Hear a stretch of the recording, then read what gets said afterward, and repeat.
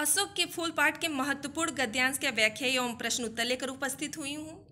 अत्यंत महत्वपूर्ण ये पाठ है, परीक्षा की दृष्टि से भी अत्यंत महत्वपूर्ण है। सीधे हम बात करेंगे अपने टॉपिक का और अशोक के फूल के महत्वपूर्ण गद्य खंडों के लेकर उपस्थित हुई हूँ। यदि आप हमारे चैनल पर नए हैं तो चैनल को सब्सक्राइब कर लें, बेल आइकन को प्रेस कर लें ताकि जो भी वीडियो अपलोड करूँ उसका नोटिफिकेशन आपको मिलता रहे।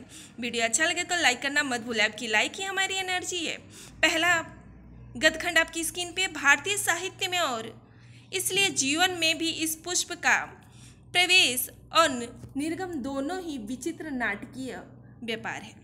ऐसा तो कोई नहीं कह सकता है कि कालिदास के पूर्व भारतवर्ष में इस पुष्प का कोई नाम ही नहीं जानता था, परंतु कालिदास के काव्यों में यह जिस शोभा और सौकुमार्य का भार लेकर प्रवेश करता है वह पहले कहा था।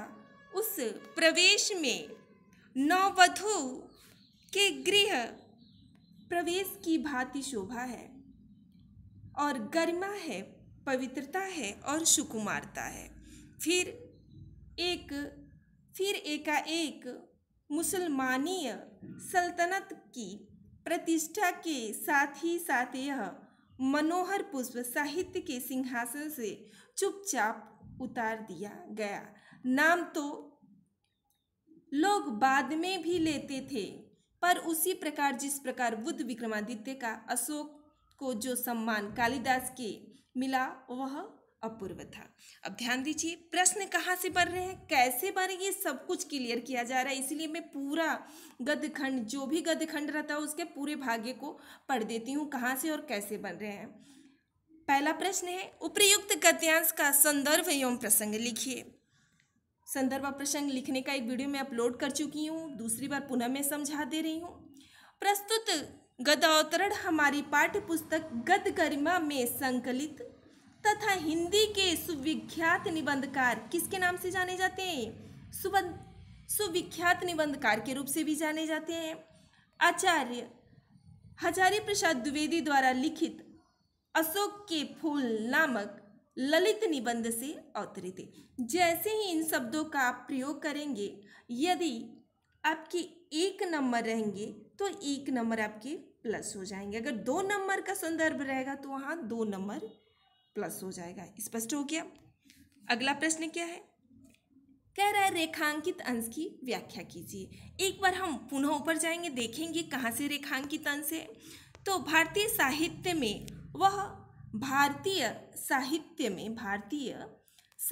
में और पुनः नीचे वाली पंक्ति वह पहले कहाँ था, यहाँ तक पूरा लिया गया है। इसका हम व्याख्या देखेंगे तो देखिए बहुत सटीक और सरल तरीके से व्याख्या की हूँ।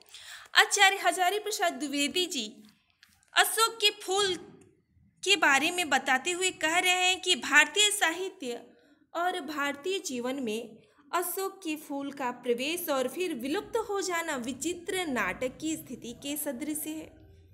वहीं कालिदास ने अपने काव्य में इस पुस्तक को सर्वाधिक महत्व प्रदान किया है। कालिदास के काव्य में यह सुंदरता और शिव कुमारता के साथ वर्णित होता है, वैसे उनके पूर्ववर्ती किसी कवि के काव्य में नहीं। ध्यान दीजिए, यहाँ पुस्तक नहीं पुष्प होगा। ठीक है, क्लियर हो गया। अगला तीसरे नंबर का प्रश्न है, अशोक का पुष्प कालिदास के महाकाव्य में किस भांति शोभा पाता है। इसमें जितने भी प्रश्न बनेंगे वो सारे प्रश्न को यहाँ कवर किया जाएगा। तीसरे नंबर प्रश्न का उत्तर देखिए, अशोक का पुष्प कालिदास के महाकाव्य में नववत हाके घर में प्रवेश की भांति। देखिए यहाँ गलत हो गया, नवविवाहित होगा, नवविवाहित या नववधू के समान नववधू भी होगा। नववधू घर में प्रवेश की भांति शोभा पाता है, शोभा पाती है। स्पष्ट हो गया, ये गलत हो गया है, टाइपिंग में गलत हो गया। अगला प्रश्न है, गृह पुष्प शब्द के 2 पर्यायवाची लिखिए। पर्यायवाची शब्द भी पूछे जाते हैं, इसलिए मैं पर्यायवाची शब्द भी उठाई हूँ। गृह और पुष्प की, तो गृह का क्या हो जाएगा, घर, निकेतन, सदन, भवन। और पुष्प का क्या हो जाएगा, पुष्प का पर्यायवाची कोई बता सकता है? पुष्प का आप लिख लीजिए, फूल, कुसुम, सुमन किसका पर्यायवाची है? पुष्प का है। अगला, निर्गम का विलोम शब्द भी पूछ लेता है। निर्गम का विलोम शब्द क्या होगा? निर्गम का विलोम शब्द हो जाएगा आगम। निर्गम का विलोम शब्द क्या होगा? आगम होगा। जितने भी महत्वपूर्ण प्रश्न थे पहले वाले गद्यखंड से यहाँ कवर किए गए हैं। अगला प्रश्न, अगला गद्यखंड लेंगे महत्वपूर्ण।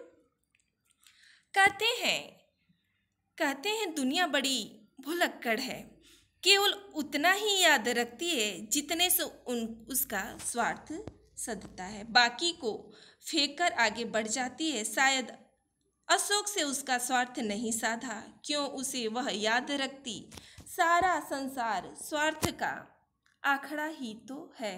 इसके आगे आप मोस्ट इम्पोर्टेंट लगा लीजिए। जी हाँ, मोस्ट इम्पोर्टेंट, कई बार एग्जाम में यहाँ से गद्यखंड उठाया है। अब देखिए प्रश्न कैसे बना है। उपर्युक्त गद्यांश के पाठ और लेखक का नाम। जब पाठ और लेखक का नाम पूछे तभी आप पाठ और लेखक का नाम लिखेंगे। यदि संदर्भ पूछेगा तो आपको संदर्भ लिखना है। यदि प्रसंग पूछ रहा है तो आपको प्रसंग लिखना है। लेकिन यहाँ पाठ और लेखक का नाम पूछ रहा है। वीडियो थोड़ा सा लंबा हो जाएगा, लेकिन यहाँ सारे कंसेप्ट क्लियर किए जाएंगे। कह रहा है उपयुक्त गद्यांश के पाठ और लेखक का नाम लिखिए। तो उपयुक्त गद्यांश के पाठ का नाम क्या है? अशोक का फूल। और लेखक का नाम क्या है? हजारी प्रसाद द्विवेदी।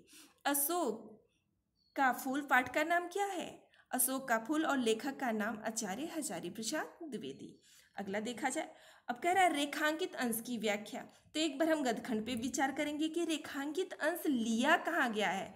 पहली वाली लाइन, दूसरी वाली लाइन पूरी ली गई है। कहते हैं दुनिया बड़ी भुलक्कड़ है, और यहाँ बाकी को फेंक कर आगे बढ़ जाते हैं। अशोक के बारे में कहा जा रहा है। आप लिखेंगे उत्तर रेखांकित अंश की व्याख्या। ये हेडिंग जरूर बनेगा। आचार्य द्विवेदी जी कहते हैं, आचार्य द्विवेदी यानी आचार्य हजारी प्रसाद द्विवेदी जी कहते हैं कि यह संसार बड़ी स्वार्थी है। यह उन्हीं बातों को याद रखती है जिससे उसका कोई स्वार्थ सिद्ध होता है, अन्यथा व्यर्थ की स्मृतियों से यह अपने आप को बोझिल नहीं बनाना चाहता। उन्हीं वस्तुओं को याद रखता है जो उसके दैनिक जीवन की स्वार्थ पूर्ति में सहायता पहुंचाती है।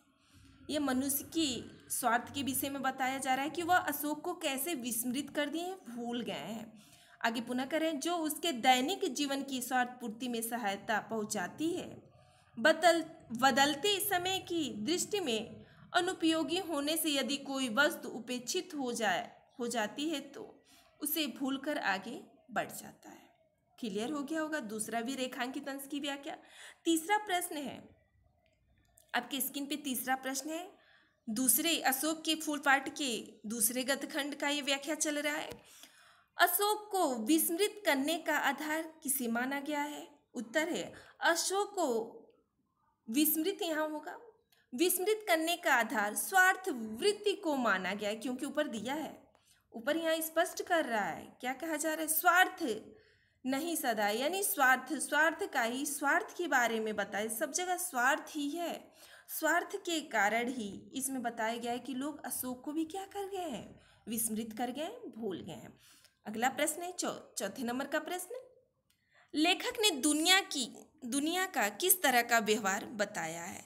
तो लेखक ने दुनिया के व्यवहार को इस तरह का बताया है कि यह केवल उतना ही याद रखती है जितने से उसका स्वार्थ बनता है। जितने से उसका स्वार्थ बनता है। और अंतिम प्रश्न है, स्वार्थ का आखड़ा किसे कहा गया है?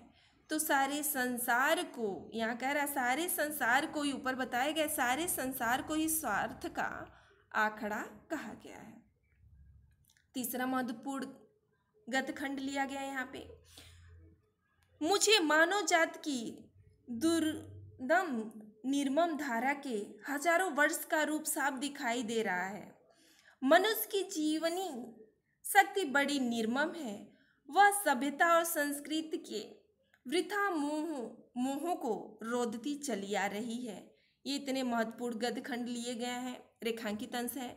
न जाने कितने धर्माचारों, विश्वासों, उत्साहों और व्रतों को धोती बहाती वह जीवन धारा आगे बढ़ी है। संघर्षों से मनुष्य ने नई शक्ति पाई है। हमारे सामने समाज का आज जो रूप है वह ना जाने कितने ग्रहण और त्याग का रूप है।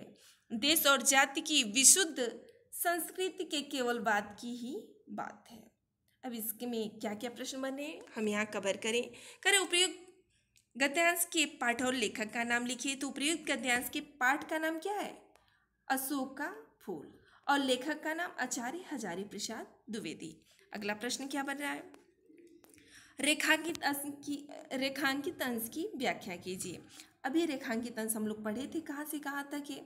तो कह रहा है उत्तर हम लिखेंगे रेखांकित अंश की व्याख्या। आचार्य हजारी प्रसाद द्विवेदी जी कहते हैं कि मानव जाति के विकास हजारों वर्षों के इतिहास के मनन और चिंतन के परिणाम स्वरूप हुआ है। उन्होंने जो अनुभव किया है वह यह है कि मनुष्य में जो जीवित रहने की इच्छा है वह अत्यधिक निर्माण और मोह माया के बंधनों से रहित है। सभ्यता और संस्कृति के जो कतिपय व्यर्थ बंधन या मोह उन सबको रोधती चली आ रही। ये रेखांकित अंश की व्याख्या हो गया। ऊपर हम लोग रेखांकित अंश पढ़े भी थे। तीसरा प्रश्न है मनुष्य की जीवन शक्ति को निर्मम क्यों बताया गया? उत्तर है मनुष्य के जीवन शक्ति को निर्मल या निर्मम इसलिए बताया गया है क्योंकि वह सभ्यता और संस्कृति के व्यर्थ मोह को प्रगति आगे बढ़ी जा रही है। अगला प्रश्न है वृथा का क्या अर्थ है? अर्थ भी पूछ लेता है। तो वृथा का अर्थ व्यर्थ अथवा बेकार होता है। 5वें नंबर का प्रश्न है ग्रहण और त्याग का रूप क्या है? हमारे समाज का जो रूप है वह ग्रहण और त्याग का रूप है। अंतिम प्रश्न 5वें नंबर का प्रश्न और चौथे नंबर का गद्यखंड है। इसके आगे आप ट्रिपल स्टार लगा। जी हाँ, मोस्ट इम्पोर्टेंट है, ट्रिपल स्टार लगा लीजिए। अशोक का फूल तो उसी मस्ती में हंस रहा है। पुराने चित्त से उसको देखने वाला उदास होता है। वह अपने को पंडित समझता है। पंडिताई भी एक बोझ है, जितनी ही भारी होती है उतनी ही तेजी से डुबाती है। मोस्ट इम्पोर्टेंट गद्यखंड है, बहुत आराम से चलेंगे। एक एक कंसेप्ट यहाँ क्लियर करूँगी। कह रहा है उपयुक्त गद्यांश के पाठ का नाम लिखिए। यदि पाठ का नाम पूछ रहे तो आप बस पाठ का नाम लिखेंगे।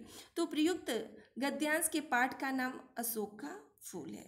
आप इसे एक हरा अवतरण चिन्ह में लिख लेंगे जिसे सिंगल इन्वर्टेड कॉमा कहते हैं। आगे रेखांकित अंश की व्याख्या कीजिए। अब लिखेंगे उत्तर रेखांकित अंश की व्याख्या। आचार्य कभी भी ये मिस्टेक मत करिएगा, ये जरूर लिख लीजिएगा। आचार्य हजारी प्रसाद द्विवेदी जी कहते हैं कि विद्वता भी एक वार है, एक भार है, बार नहीं भार है। यह जितनी भारी होती है उतनी ही तेजी से मनुष्य को डुबाती है। विधाता अहंकार को उत्पन्न करती है। क्षमा चाहूंगी, यहाँ विधाता नहीं विद्वता होगा। विधाता नहीं विद्वता अहंकार को उत्पन्न करती है और अहंकार मनुष्य के विनाश का कारण होता है। जो जितना बड़ा विद्वान होता है उतना ही बड़ा अहंकारी भी होता है। यहाँ तक आपको क्लियर हो गया होगा। ये रेखांकित अंश का व्याख्या था, स्पष्ट हो गया होगा। यहाँ विधाता नहीं विद्वता होगा। अगला प्रश्न क्या है? अशोक को देखकर कौन उदास होता है? तो अशोक को देखकर पुराने चित्त वाले उदास होते हैं। पुराने चित्त वाले यहाँ शब्द होगा। अशोक को देखकर पुराने चित्त या पुराने विचारधारे वाले उदास होते हैं। अगला प्रश्न है उपयुक्त गद्यांश के माध्यम से लेखक विद्वता के बारे में जन सामान्य को क्या संदेश देना चाहता है? उपयुक्त गद्यांश के माध्यम से आप उत्तर लिखेंगे। उपयुक्त गद्यांश के माध्यम से लेखक यह संदेश देना चाहता है कि विद्वता को सहज और जीवन का अंग होना चाहिए, जिससे वह व्यक्ति को उत्थान की ओर प्रेरित करेगी। कैसा अंग होना चाहिए? सहज, न कि अहंकार। आप पुनः एक बार इस प्रश्न को समझ लीजिए। उपयुक्त गद्यांश के माध्यम से लेखक यह संदेश देता यह देना चाहता है कि विद्वता जो है वह विद्वता सहज और जीवन का अंग होना चाहिए, जिससे वह व्यक्ति को उत्थान की ओर प्रेरित करेगी। 5वें नंबर का गद्यांश है, प्रस्तुत गद्यांश का आशय स्पष्ट कीजिए।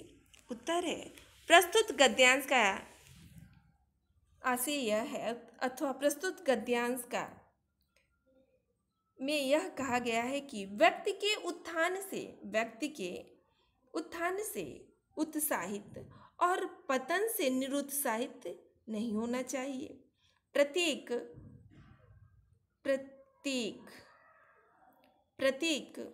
स्थिति में मनुष्य को सदैव एक समान होकर रहना चाहिए।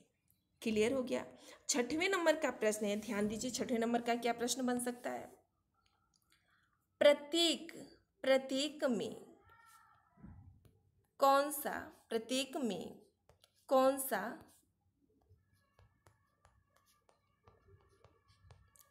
संधि है। संधि भी पूछ लेता है, प्रत्येक में कौन सा संधि है।